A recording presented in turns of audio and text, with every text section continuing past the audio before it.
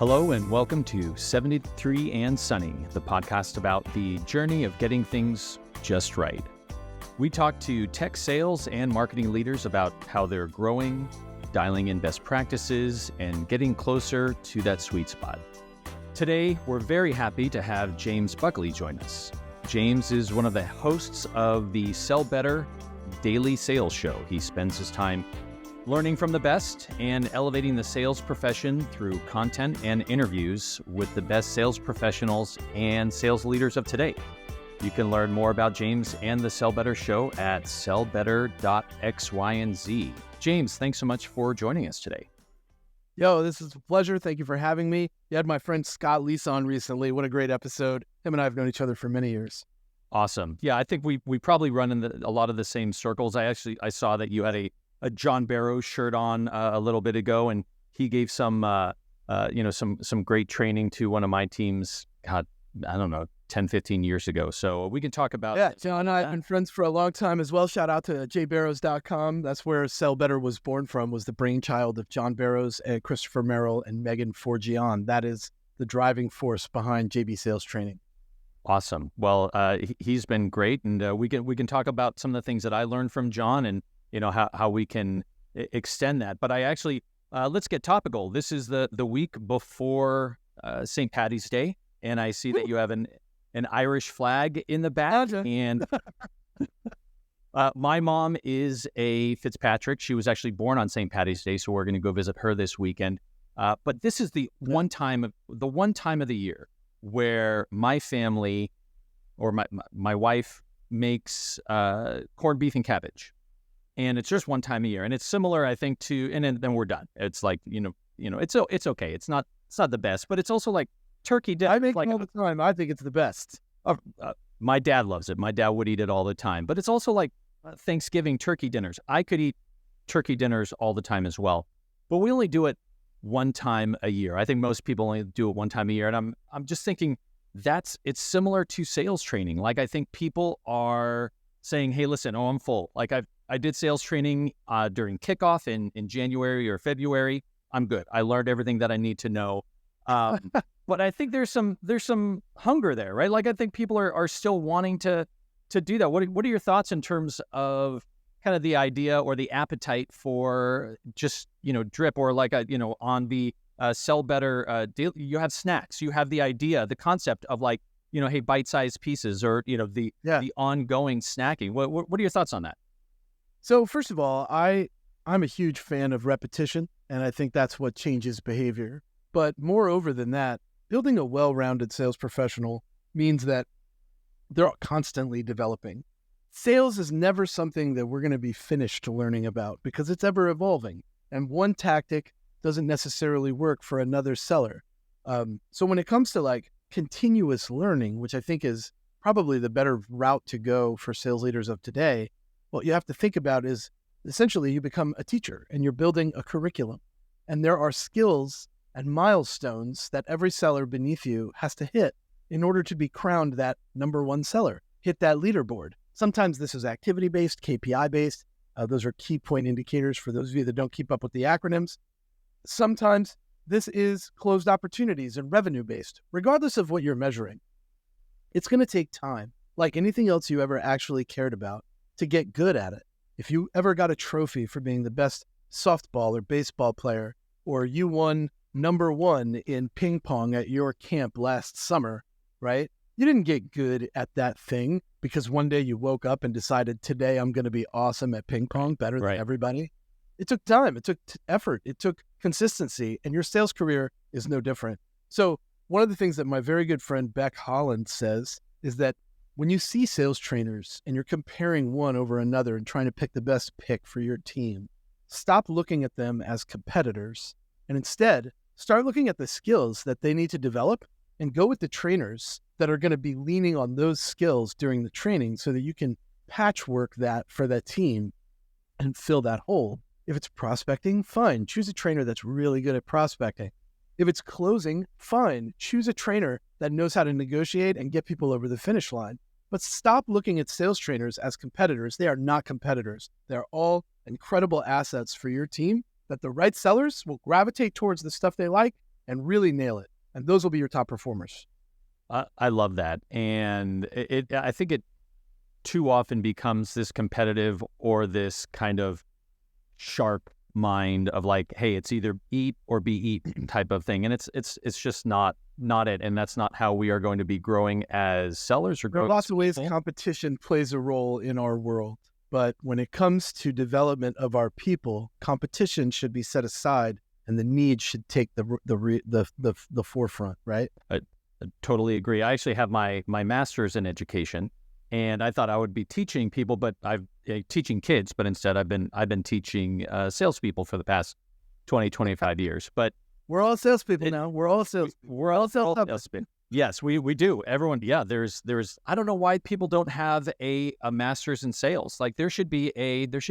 So there's actually a lot of organizations that are leading the charge. Shout out to my friend Dr. Dover out of UT Dallas, and then Peterson out of Chicago, out of Illinois.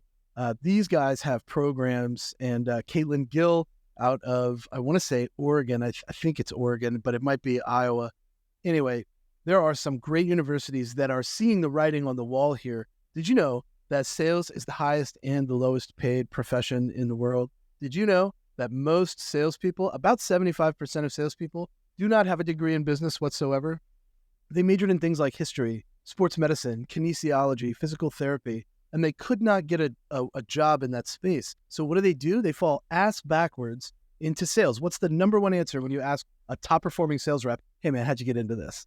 What do they say? I fell backwards into this. I fell into That's it. the number one answer that you get.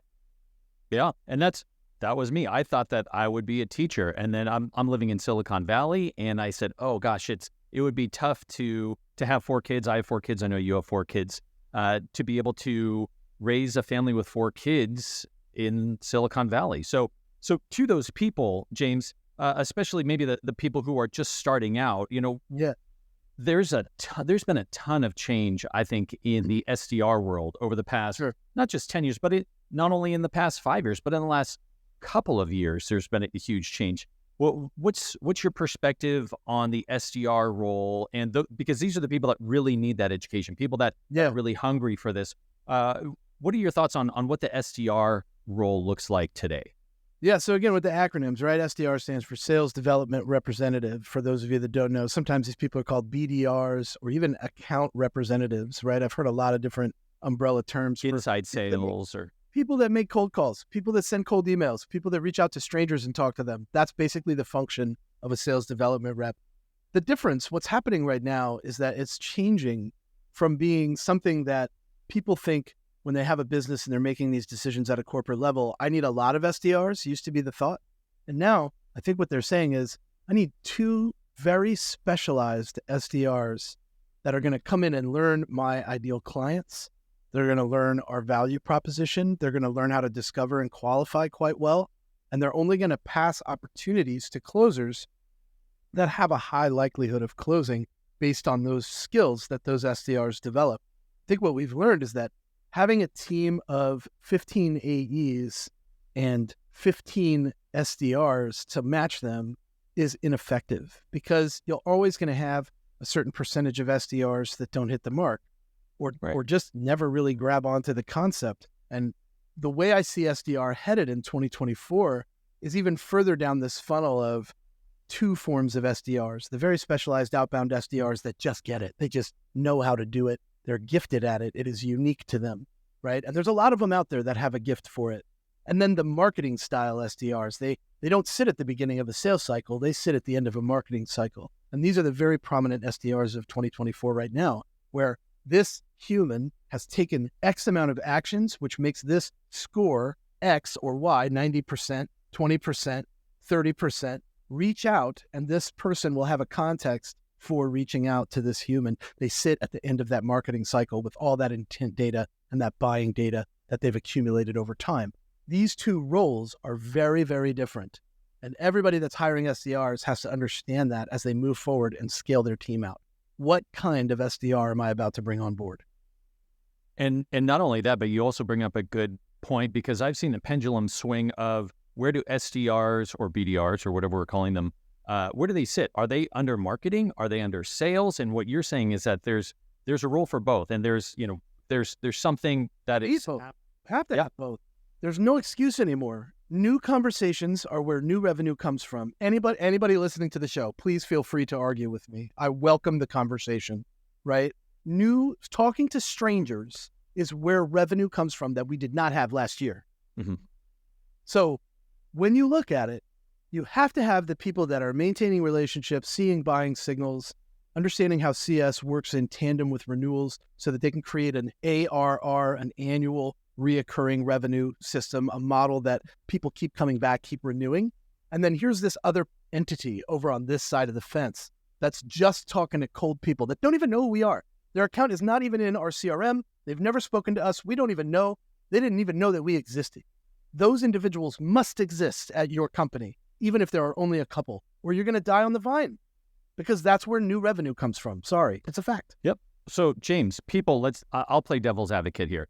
Some people will say, James, I get it. Maybe that's what it was a little bit ago, but now I'm going to use AI for all this. So like, I would love your thoughts on AI in terms of the buying cycle and the selling cycle, because I think a lot of people are thinking of AI. Hey, listen, I'm just going to replace these BDRs fully with AI, or I'm going to be replacing these, on the other side with AI in order to do all the research, to do all the buying. Underwriters, maybe people are saying, oh yeah, that's just going to be AI in the future. So, what are your thoughts in terms of AI in terms of fitting into all this? So if you're looking at things like how there are two types of AI that I think salespeople should be very concerned with right now. The first one is this predictive AI, right? That's what's going to tell you, hey, last month you did this. If you take these steps this month, you could achieve this, right? So this predictive AI that's out there is very helpful. And this is all smashing data together and spitting out something that is actionable for salespeople. Wonderful. Lots of solutions out there. But there's another form of AI, and this is the lazier form of AI. And it's probably the one that's giving AI a bad name in our space already. You've already seen the bottleneck that's happening with deliverability. And that's because when products became main veins for mass outreach, email users started to get defensive about their territory, their yard. Get out of my yard, kid, is basically how it felt, right? Get your dog out of my yard. Tell him quit in my yard, right? That's how people felt about that automation that salespeople were frankly abusing, right? Take a step back and let's look at AI and how it's impacting the way we customize a message, the way we structure a message. So I have this great process that I use now on ChatGPT where I sell to marketers, right? I sell to content managers and demand people. So I'll be like, yo, write me an email about demand for this person with this title at this company. And it'll be like, I hope this email finds you well. And then blah, blah, blah, blah, blah, blah. And I'll be like, rewrite it, make it shorter. And it'll be like, here's the revised version. And then I'll be like, yeah, this is great. Remove all the fluff. I don't want the fluff there. Bam, it takes out all the fluff. And then I'm like, okay, last step, make it more about them and less about me. And then they rewrite the whole thing. And I'm like, that's my structure. That's my foundation. I'm going to write my email using that as my foundation. But I'm going to customize it with the trigger that I happen to get, with the recent event or the critical event that's upcoming that they've been advertising about for 3 months, right? These are the ways that we should be using AI to create more human-to-human connection. We cannot allow this to do the work for us. It won't work that way. It's not smart enough yet. It's not ready. Maybe one day, but not now. I agree with that. I think that there's too much. I mean, as we all know, if you just let AI go wild, it will have the hallucination. It will do what it did with Air Canada. I don't know if you just saw that recently. I mean, it was I did. Somewhere, yep. John Connor is looking back at us going, hey guys, didn't you see the movies? Weren't you there? Right. Yeah. Yeah. That's, it's not Terminator. It's not Skynet yet, but I think that we need to be able to do exactly what you're just saying, is not just take it and can't allow this. We can't allow this, in my opinion, we cannot allow this to become the car salespeople of yesterday. Yeah. Car salespeople, used car salespeople specifically, gave the salespeople in general of the world a bad name. That sleazy salesperson that tricks and convinces and persuades instead of providing value. That's what we have to avoid. And AI doesn't know the difference between those two salespeople. Right. Not yet. Yeah. Yeah. One piece that I just did here the other day to get this down on ChatGPT is at the end of your prompt to say no yapping. And ChatGPT gets it and it will automatically condense it. So try that maybe next time. No yapping. Pretty interesting. At the end. I'm a Bilal Batrawi fan. His brand is Death to Fluff. So I always remove the fluff is how I say it, and it gets it too. It'll take out the I hope this email finds you well. All my best, right? At the signal, like stop this madness. Nobody cares about that right. stuff. Well, it's the John Barrows thing, right? It is a hey, I'm not following up, I'm not checking in. Get that out of your vocabulary. You don't need that. That's all stuff that we should avoid. Exactly. It is value. Like, how do we communicate value at every step and every piece of communication? So this leads me into my next question, James, in terms of, great, we have AI, we could use it, for good or, to be lazy, as you were saying. But what does in today's technological environment, what does a successful sales process look like for salespeople who are already the current top performers? How are they customizing this? What are they doing? What does the process look like going back to the SDRs who might want to be learning something about this? Yeah, so this is what I always say is think lean. You got to run lean, right? If you can accomplish your goal with the smallest amount of tech solutions possible that are integrated into all of the platforms so that your sales motion from start to finish is fluid through your system, you are winning the day, right? So let's take a look at a flow that makes a lot of sense here, and I'll just describe it so you understand what I'm saying. I'm going to make an incredibly detailed and targeted list in LinkedIn Sales Navigator. And then I'm going to use ZoomInfo, LeadIQ, Apollo, whatever you might use for data to capture the contact information. Boom, I'm there. Now I'm going to throw those folks into a non-automated sequence or cadence, if you will, whichever your vernacular might be. And I'm going to force myself, because I'm not going to automate these messages, to customize at least, let's say, between 15 and 25% of these messages as they go out, one at a time. Now, I'm going to go in and I'm going to use clay.com to be able to find the relevant triggers for these people so that I can look at that spreadsheet created by Clay and find the triggers that are most relevant to each email that I put out. You're noticing here that you're moving through your tech stack, and each time you pass through a filter, you're grabbing something that's going to be valuable for them, not for you, for them. You're grabbing something that's going to be valuable. And then by the end of it, I'm going to go through a list of commonly used CTAs that I know to be effective with my target buyers.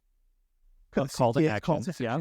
Thank you, Damien. I appreciate you. The acronyms creep in, right? But those calls to action, you want to choose the one that has the highest likelihood of this persona that you're reaching out to will respond to. And over time, you'll collect that data, and that's the basis of a solid, lean tech stack, right?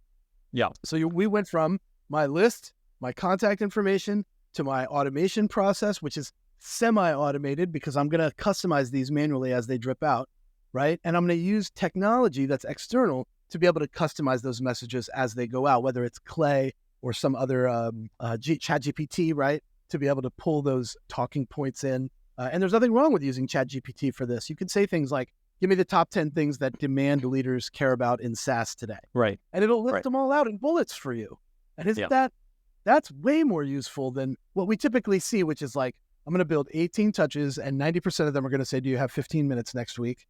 I'm going to add my calendar link into every one of these cold emails, which is going to up my chances of going into their spam folder by 40%, right? I'm probably going to get reported as spam, which is going to mean my entire domain will never be able to reach out to this organization again if I get blacklisted. This is the norm.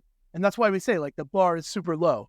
If you run a lean tech stack, you will win the day simply by having it move through a sales motion in a fluid way. That works for you. That's pragmatism at its best, which is the religion of sales. I've been saying that for years.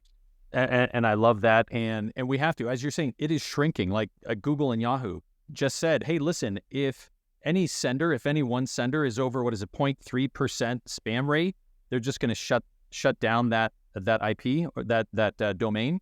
It is it is getting much harder. Though, everybody's worried about that. And I'll tell you, Damien, the thresholds are really high. Like 3% spam rate, but out of how many emails, right? Those numbers are super high. And that's why you need 0.3. Yeah, that's why you need products that spin up domains and warm people up. And this is a huge movement that's happening right now that I think is helping with deliverability, or at least attempting to find some sort of solution. But I'll be frank with you, this guy right here, my cell phone has been my number one asset when it comes to sales in the last, I'm going to say 6 months, because deliverability has been such a challenge. People are willing to pick up the phone. And if you have a strong, confident opener that gets people to give you a minute of their time, you can earn 10 and win more often than you will sending 16, 18 touches. Hey, what's the status with this account? I'm only on touch step 12. Hey, well, how many of those steps were call steps? Oh, none of them. Maybe you should pick up the phone. Right. Well, yeah, and it's a good. I mean, we actually use texting, which has a much higher deliverability, much higher open rate as well. And I think people are trying to. Is that how I'm to understand it? Cold text? No. It is. They're opted in texting. It has to be compliant because everything has to be compliant, right? Everything has to be. Yeah.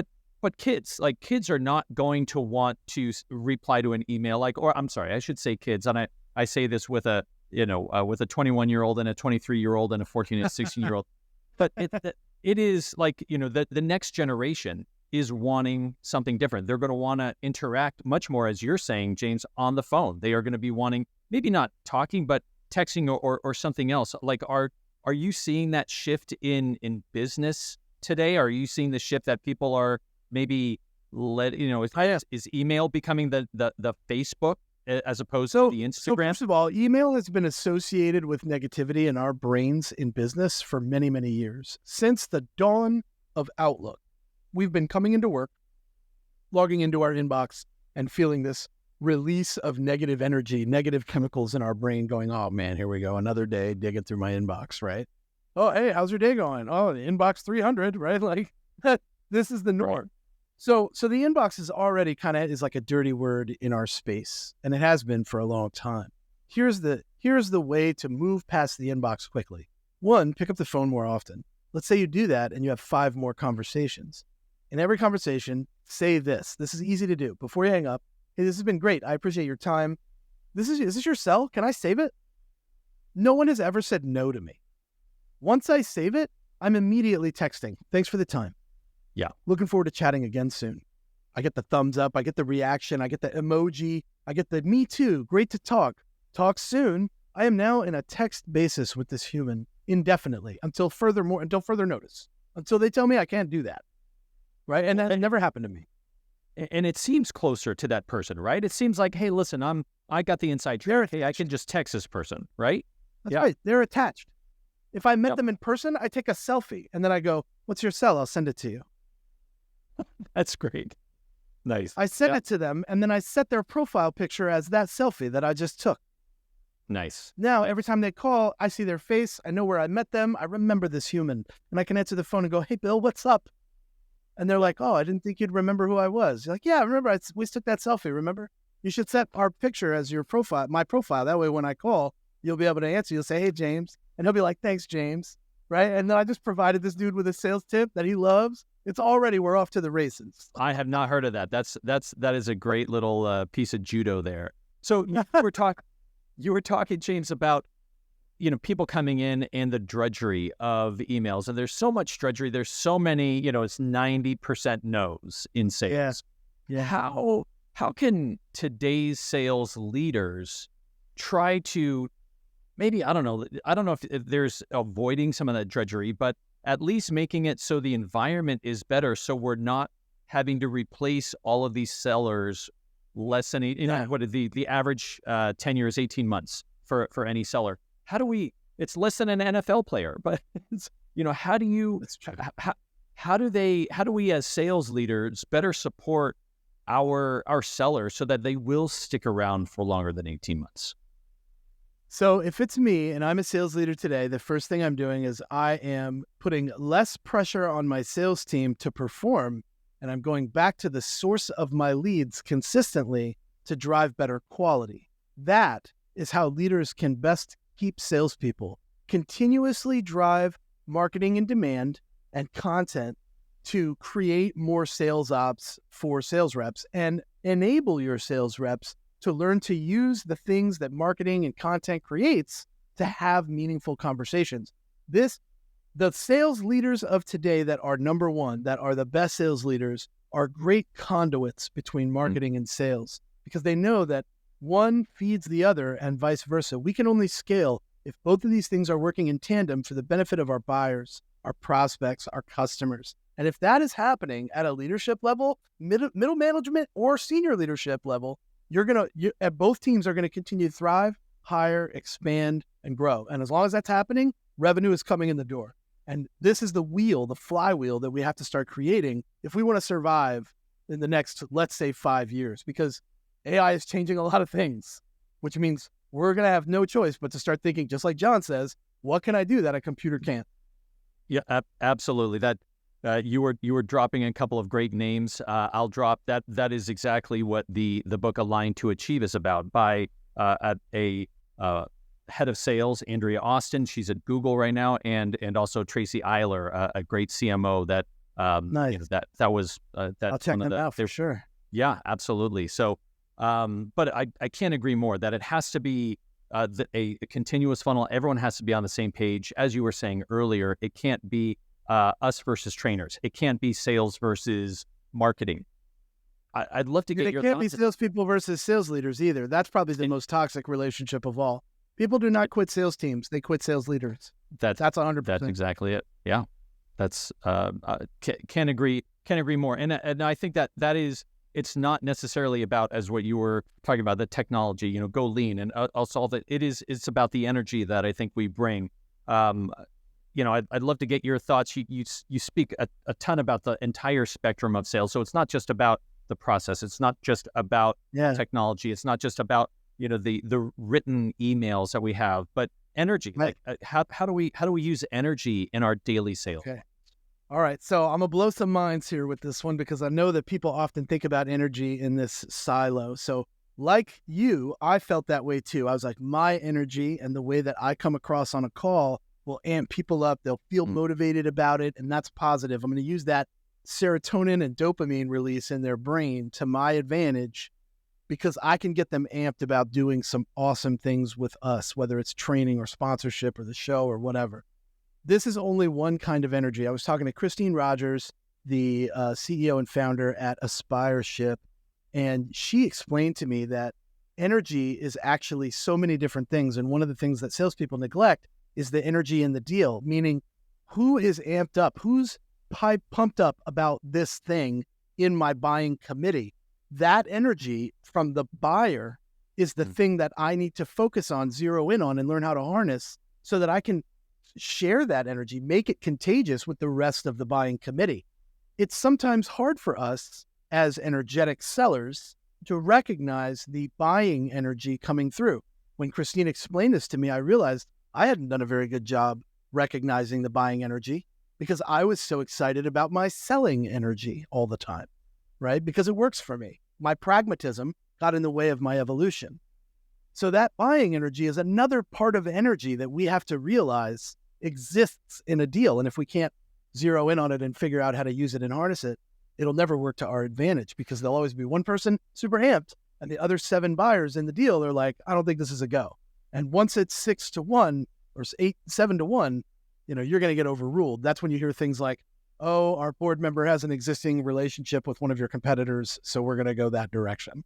But that's a part of the conversation. The other part is you didn't learn to use that energy, so I couldn't get the rest of the team on board.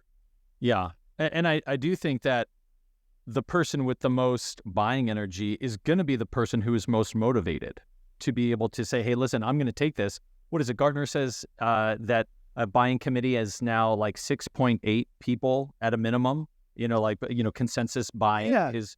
No, I think you might be quoting the Challenger sale there. Six decision makers in every deal, right? And to some extent, I think that's true, but I think they're looking at that from a mid-market perspective. Six decision makers makes a lot of sense if I'm looking at a mid-market deal as defined by HubSpot, right?